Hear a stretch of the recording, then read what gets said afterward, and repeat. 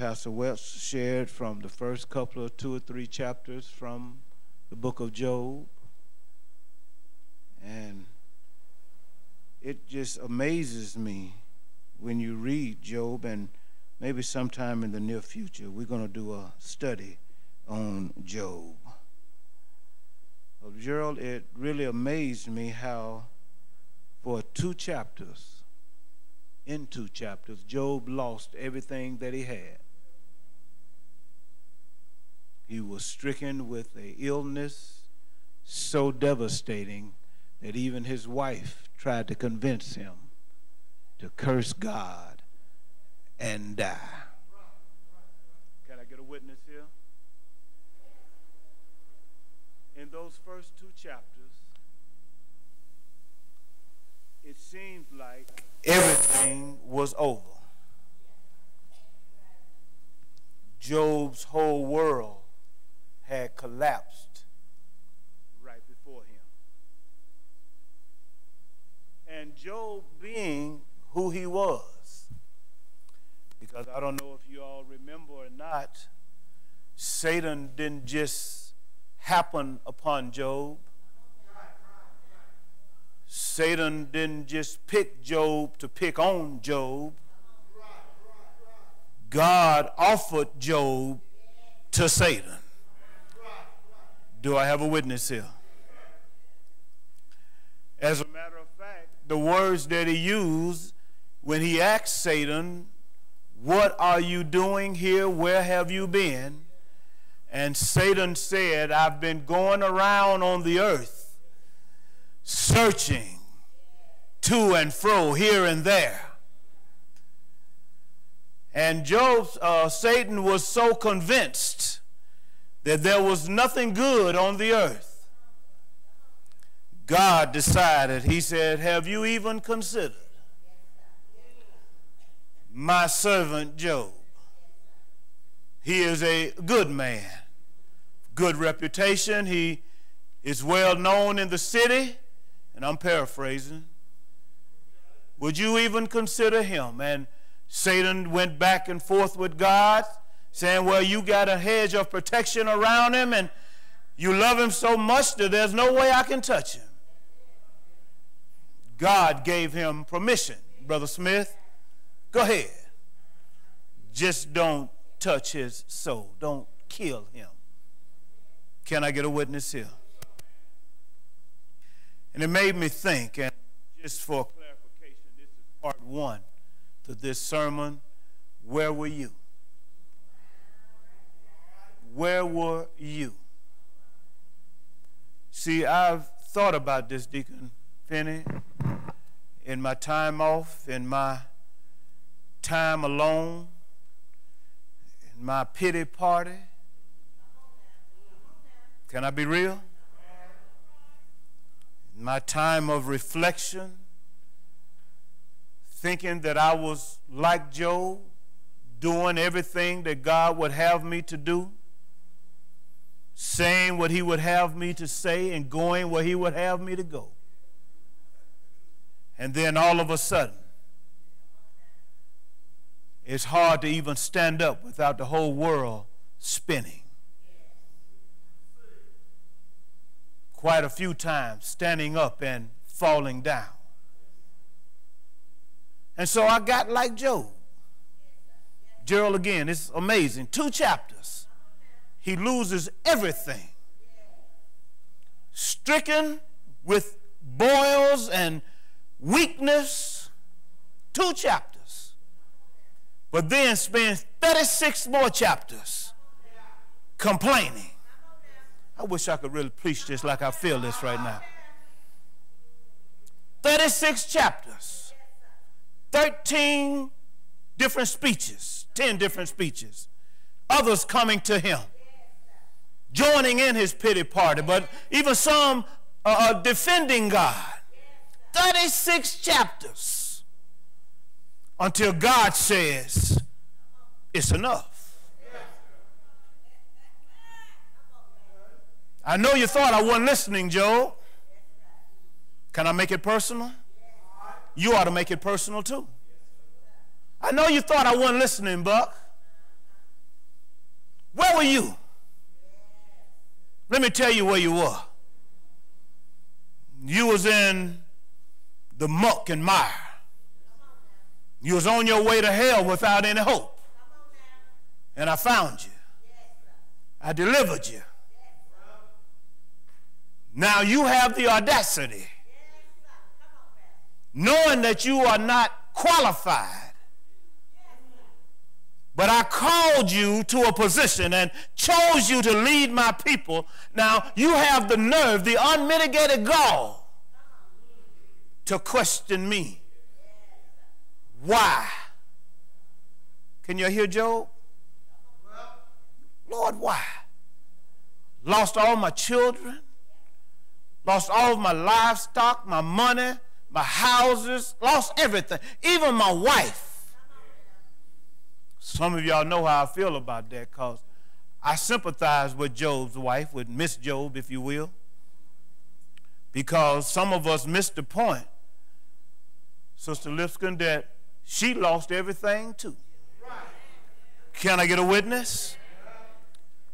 And the love for her husband drove her to the place that said, you're suffering so much. We've lost everything. I don't want to see you like this anymore. Curse God and die. I will feel better knowing that your suffering is over. Made me look at my own wife during those times in the hospital and those times when I wasn't able to do, and to see the concern on her face. Neither one of us knowing why, what was going to happen tomorrow.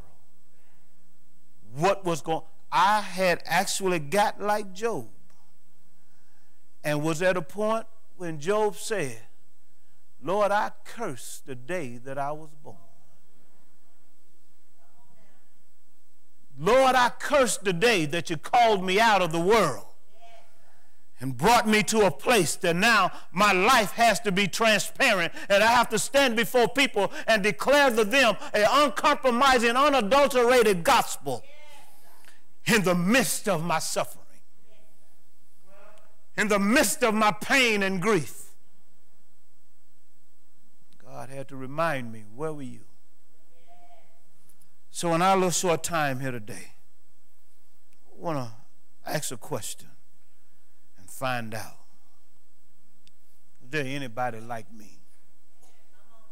Anybody like Job? That it got to a place in your life that you felt God was not there?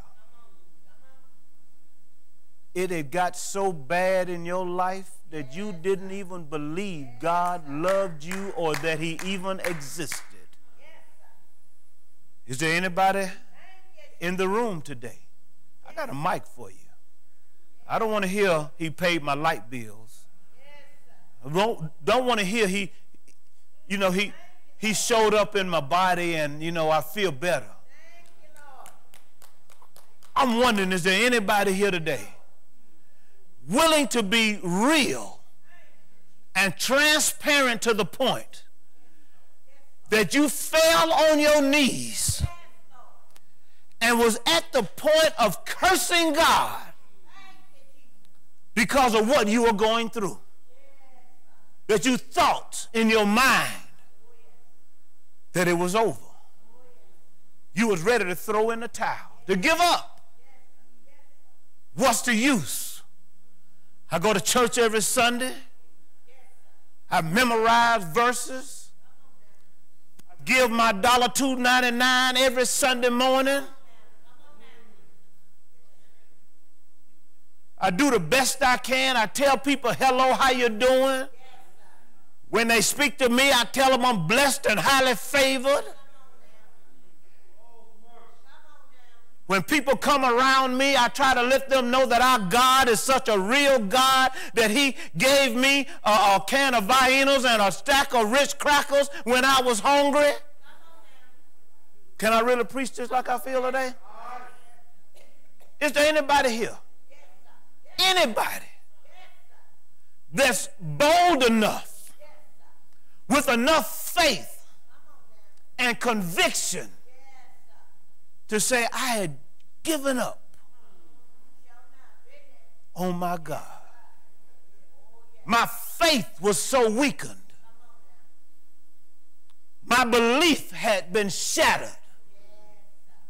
The foundation of my life was crumbling right before my feet.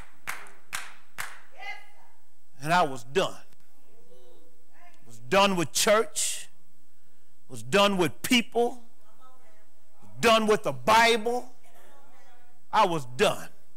Anybody here? Come on, I want to hear a testimony. Anybody here? Am I the only one? Am I the only one that wondered, Lord, I think I'm doing what you called me to do. I'm doing the very best I can every chance I get. And still you set me down. You caused me to fall down on my face. You caused me to get so low that I couldn't look no place else but up. Lord, you put me in a place that I could not even see straight. Every time I would pick up my Bible, the words were blurry, and still are.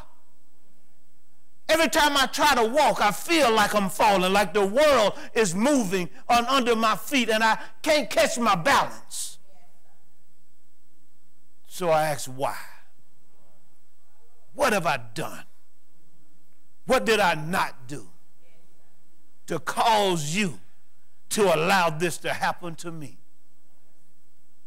Lord, I'm your God man. You told me to go and I went. You told me to preach and I preached.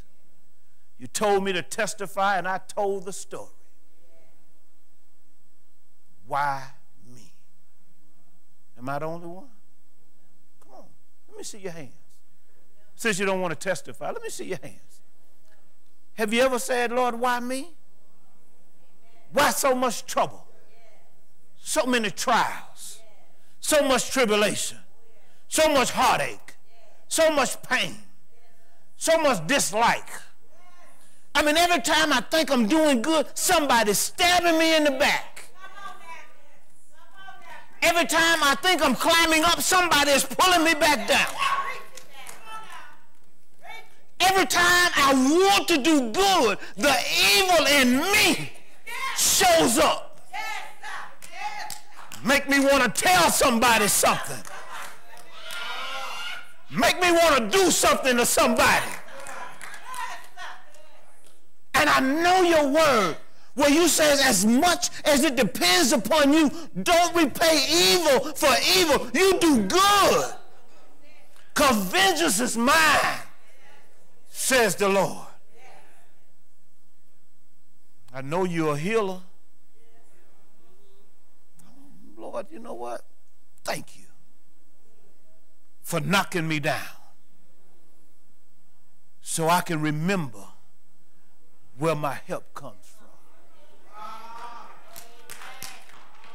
Thank you for reminding me that you've blessed doctors and nurses and you even work through their medicines.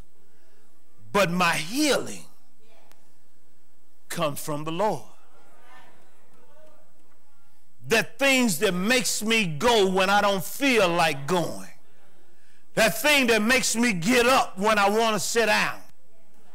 That thing that when I do stand up and things start to moving, I can lean on him. Because he's my leaning post. Can I really preach this like I feel it today? Mother Scott, he had to remind me that I know the plans that I have for you. They are good and not of evil, to give you a future and a hope. And I didn't bring you out to leave you. Come on, help me somebody. I didn't bring you out of that boat that you were on your way to hell in and put you in a place that I may use you, that I may just forget about you. I brought you out for a reason. He made me remember Brother Wesley made me remember those times in the clubs when the bullets were flying. Those times when I was pulling the trigger. And those times when the trigger was being pulled at me. And he brought me out. He made me remember all of my sick days. All of my bad days. All of my dark days. Guess what? My good days outweigh my bad days. So, Stephen, I had to stop complaining. And instead of saying, why me? I had to say, Lord, thank you. Because the real of the matter is I needed the rest. And I was so hard-headed that I wasn't going to take no rest until he made me rest. See, y'all ain't with me yet. Somebody don't understand. See, Jesus said, come unto me, all ye who are weary and heavy laden. I like the other version. All ye that are burdened and heavy laden, and I will give you rest. Take my yoke and learn from me. Wait a minute, Jesus, what do you mean learn from you? Don't you remember that I sat down and I slept? I was in a boat with some disciples, and the storm was raging. They were tripping, but I was sleeping. Can I get a witness here? I was resting, and they were tripping. As a matter of fact, I was resting so hard, the drool was coming on the side of my mouth. My eyes had clustered over because they had to come and shake me and say, Lord, do you not care? Come on, help me somebody. I thank him. I thank him for the rest. Sister Jean, I'm learning now how to rest. I'm learning that I have to practice what I preach. That I can't solve everybody's problems. Can I get a witness? Hold up, wait a minute, neither can you. Amen? But I know the one that can. He said, bring them to me. I'm the answer. I have also been reminded of that if I trust in the Lord with all of my heart and lean not on my own understanding, and in all of my ways acknowledge him in everything that I do. How I love my wife, how I treat my children and grandchildren, how I treat the congregation that God has put me over, how I treat the community that God has. I acknowledge him in all my ways. He will direct my path. He will let me know where to go. Steve, I'm learning how to say no. Can I get some help in the room? I'm learning how that I'm not the only one God called. I believe that's why over in Matthew it says that many are called, but few are chosen. I stand before you not arrogant or not boastful, but saying I have declared and I have accepted being chosen. And have been chosen, that means I have the authority and I have the right to allow somebody else to do. Somebody missed that. See, that's why it takes all of us to do the ministry that God has called us to. The pastor is the equiper. The congregation are the doers. That's why we are to be not just hearers of the word, but doers of the word. That's why. That's why, again, some things have to change. And you know what? I'm just maybe crazy enough to admit to you that I'm about to make a change. There has to be a change. Because if we don't change, guess what? We shall perish. If we don't allow God to take total and full control of every aspect of our lives, of his church, of his ministry, it will fail. But with God, all things are possible. With God, we can climb any mountain, go through any valley. With God, with the leading and the presence of the very Spirit of the living God, nothing can stop us. Now, I come to tell somebody. I want to ask the question again, because I had to see for myself. God said, where were you? Because you remember in the beginning, I created everything. In the beginning, I spoke everything into existence. In the beginning, I made you in my image. And I said it was all good. Now, yes, sin stepped in. But guess what, y'all? To God, it's still good. Every good and perfect gift comes from the Lord. And until we start accepting the fact that we are all gifts of God, we are gifts to ourselves, we are gifts to our family, we are gifts to the ministry, we are God's great gift to this world. And until we start walking in our giftedness, y'all gonna pray with me? Until we stand up. That's why, again, I love the fact this brother called me and said, one of your members tended to me while I was on my sick bed and testified to me about a good God, about her church and her pastor and what you're doing in the community. And I want to bless you. I want to help you. Come on, help me somebody. I want to be a part of what you're doing. See, the world don't want to be a part of junk, of mess. And we know God is not going to bless mess. So when we get in line with, come on, help me somebody, stay here with me. Holy Spirit, keep me right here, I'm about done. We stay in line with the word and the under shepherd in which God has placed here, and put trust not in the human of the shepherd, but in the spirit of the shepherd that lines up with the Spirit of God. We can do all things through Christ who strengthens us. Can I get a witness here? Now I'm going to end this now, because we got to get ready to go. I got something else to say. Y'all know I ain't preached in 2 weeks. I want to go down and bless our folks. I got something welling up inside of me. But so many people have said, don't preach it all this morning. That's why it's a part 2. As y'all notice, I ain't even looked at my notes.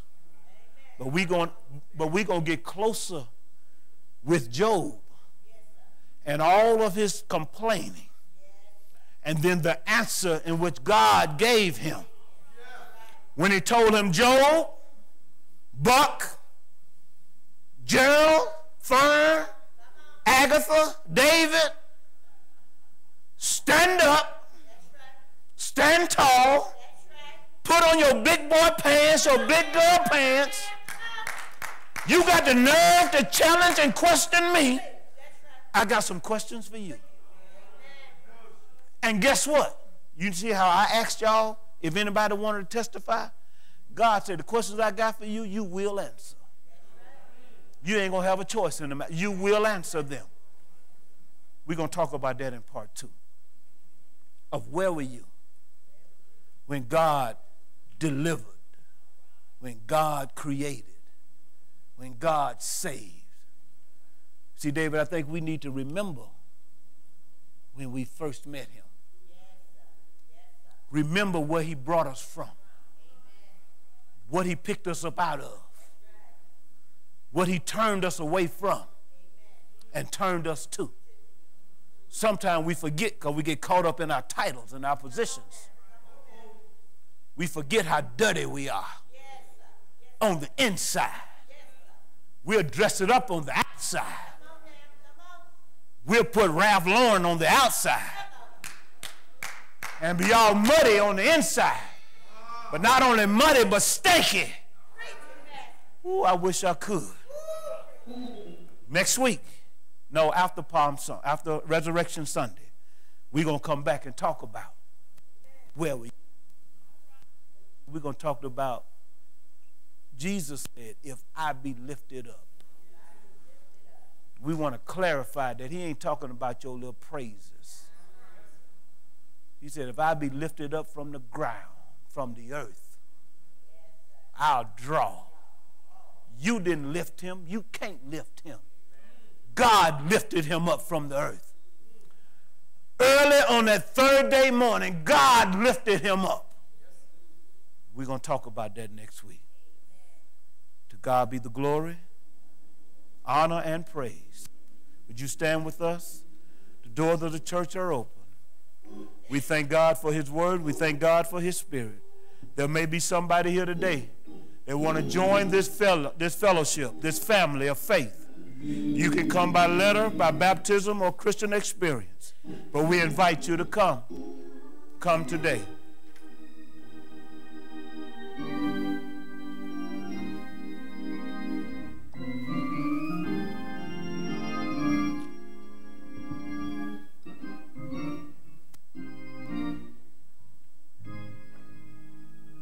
Father, oh yes, I stretch my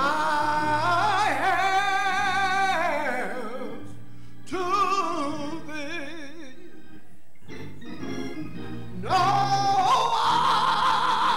No other help, no other help, no other help. I know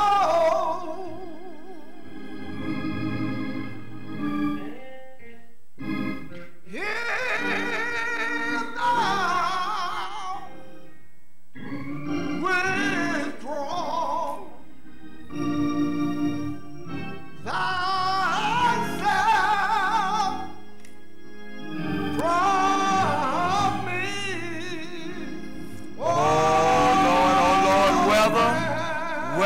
Whether shall I go?